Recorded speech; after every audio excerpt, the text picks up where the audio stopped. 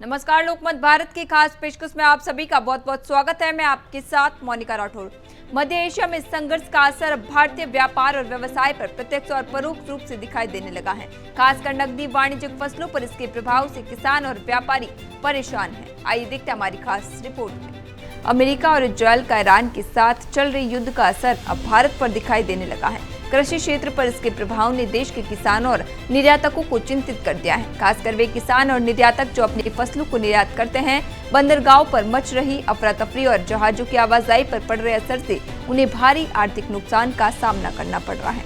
Agree product से जुड़े 800 से 1000 कंटेनर दुबई की जैबल अली बंदरगाह में फंसे हुए हैं। 28 फरवरी से ही इनका कामकाज ठप है। कंटेनर अलग अलग देशों या क्षेत्रों में एक्सपोर्ट नहीं होने से लाखों करोड़ों के सामान खराब हो रहे हैं। ये मिडिल ईस्ट का एक प्रमुख बंदरगाह है जो खाड़ी क्षेत्र में कृषि उत्पादों के वितरण का एक महत्वपूर्ण केंद्र माना जाता है। हालांकि संघर्ष के कारण वह कामकाज पूरी तरह से ठप होने से कई शिपमेंट बंदरगाह पर ही फंसे हुए हैं। फंसे हुए कंटेनरों में मुख्य रूप से केले, अंगूर, अनार, तरबूज, पत्तेदार सब्जियां और प्याज जैसे कम समय तक टिकने वाले कृषि उत्पाद हैं। कंटेनर फंसने से ये खराब हो सकते हैं।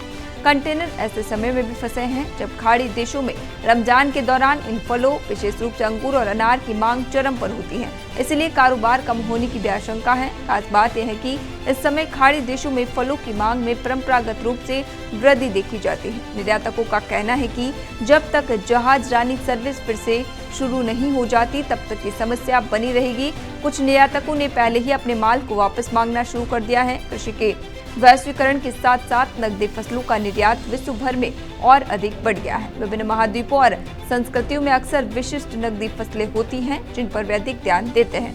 नकदी फसल वे फसलें होती हैं जिसे किसान अपने उपभोग के लिए नहीं बल्कि लाभ कमाने के उद्देश्य से उगाता है। आज के आधुनिक कृषि में नकदी फसलों की अहमियत ज्यादा बढ़ गई है। ऐसी फसलें कृषि जगत का एक महत्वपूर्ण हिस्सा होती हैं।